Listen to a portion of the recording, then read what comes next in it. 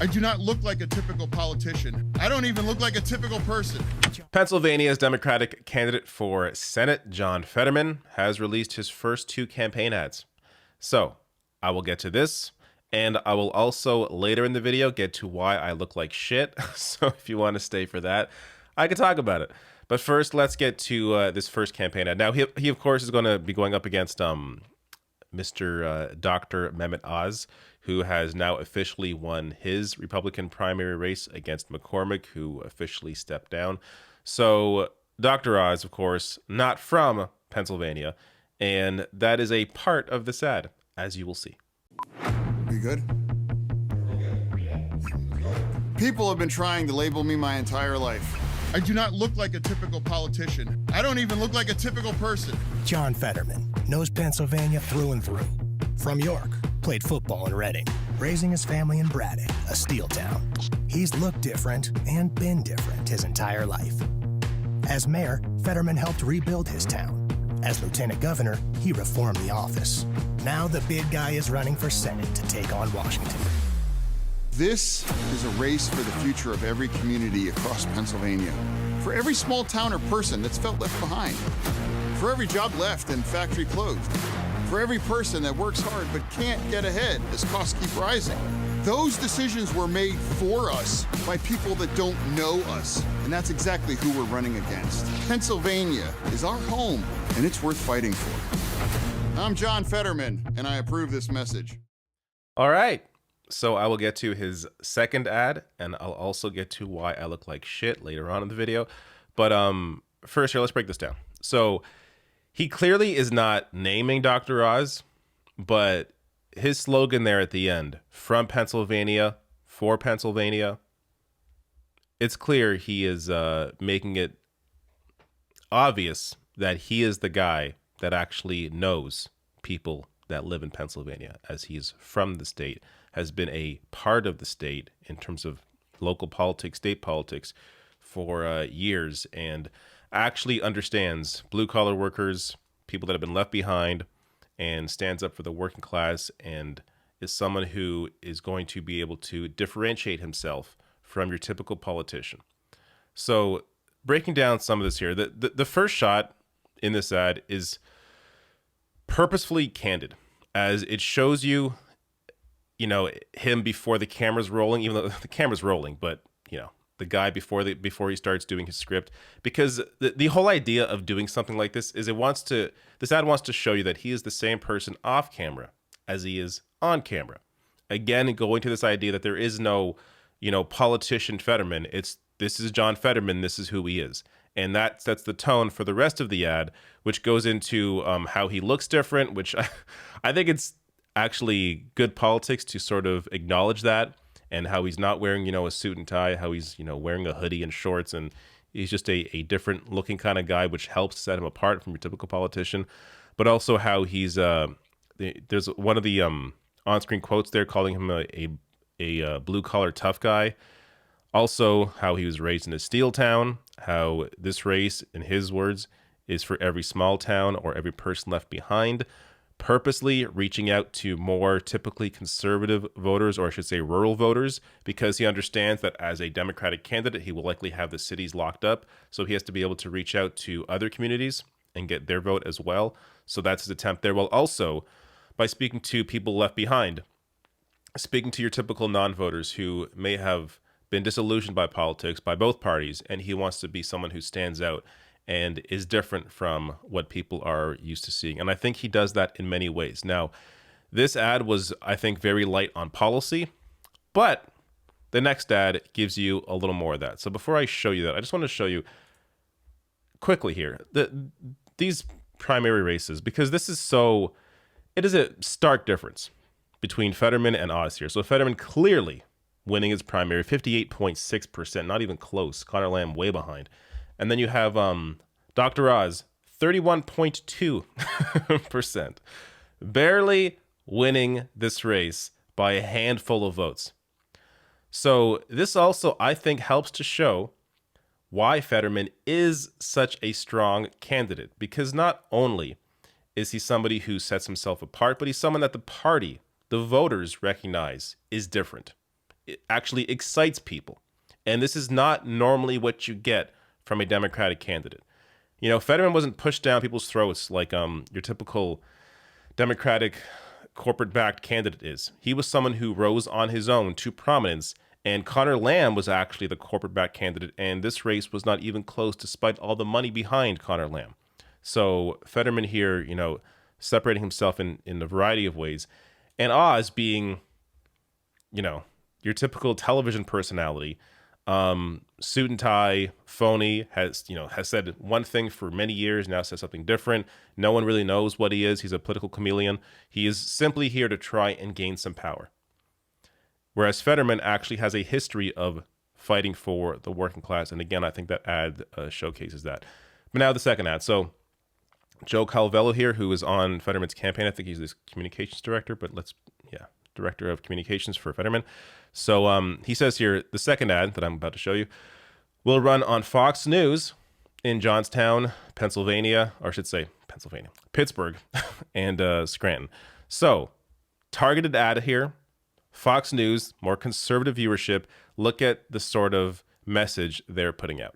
Washington, D.C. attacked towns like this for years. They wrote bad deals that sent away our jobs, approved the drugs that kill our kids. We need help. They just talk. Not John Fetterman. For 20 years, he's lived in a place like this. Building, pushing, fighting. He's running for Senate to do the same thing there. Good American jobs, higher wages for us. That's John. This is John Fetterman, and I approve this message. All right, so a similar ad to the first one in terms of tone, still very anti-establishment, still sort of separating himself from your typical politician. But this one was a little more specific on policy. $15 an hour minimum wage. And remember, this is a Fox News audience that this is initially being targeted towards. So you may wonder, is that really going to help him to fight for this? Yes, because the vast majority of people, including a red state like Florida, supports higher wages. So having a unified message around incredibly popular policy is a winning strategy. Now, I hope he also does the same thing with cannabis legalization. Fetterman is a massive supporter of legalizing cannabis and has utilized that heavily in previous ads. I haven't seen that yet in these first two ads, but I hope he continues pushing it because, again, this is an issue where Democratic politicians typically shy away from, even if they do support it, but they, in terms of ads, they will not, put it in their ads. But doing something bold like that, and not even, the thing is, it's not even bold because of how popular cannabis legalization is or raising wages are.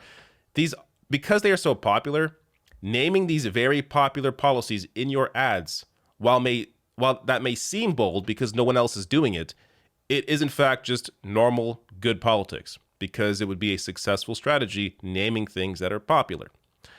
Who thought?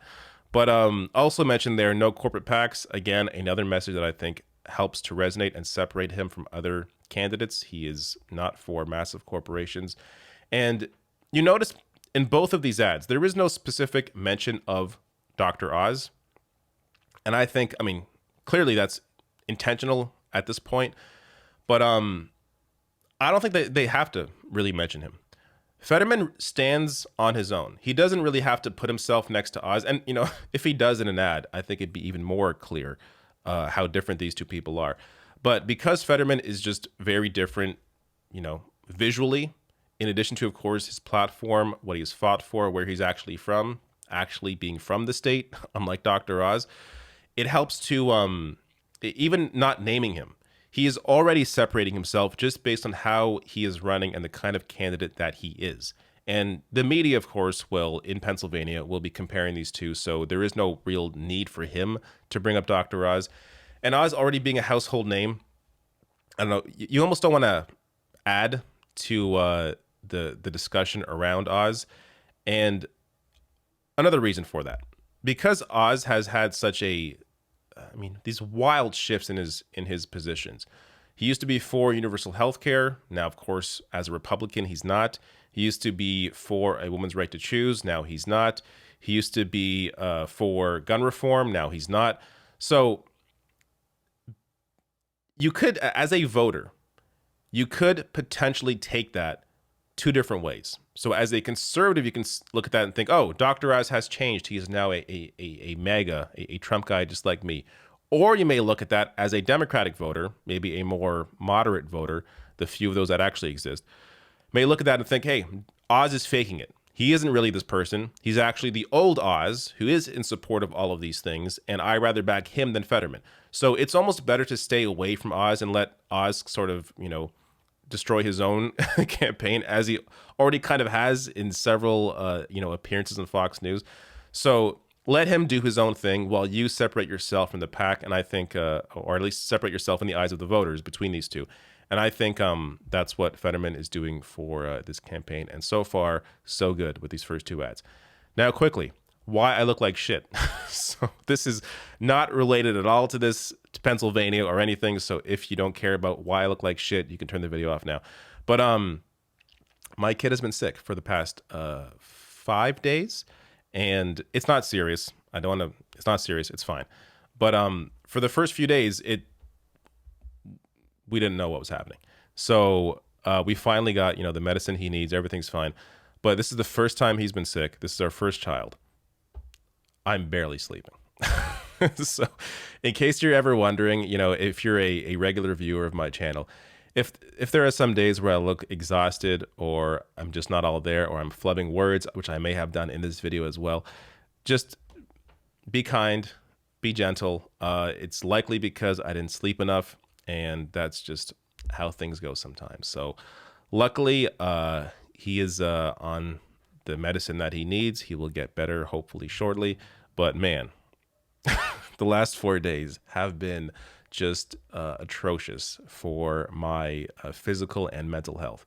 But things are looking up, so don't worry about me. Everything's fine. But also, on that point, this is why it's important to have people that are members, be it on YouTube or on Patreon. The links are below the video, or you can hit the join button on YouTube. Because if I have to take, a day or two off for personal reasons, I have that support in place where I don't have to worry about, putting a video out that day. And actually, I can actually, be with my family and be present in that moment, because I have that support from members, be it on YouTube or through Patreon, or even just, the occasional PayPal donation helps as well. So if you want to support the channel, want to support me, support this work, you're welcome to, of course. I would love it. Even if you don't, though, make sure at the very least you hit the subscribe button if you're not already a subscriber, and also hit the bell notification icon so you're notified when videos go live, and that helps out the channel quite a bit as well.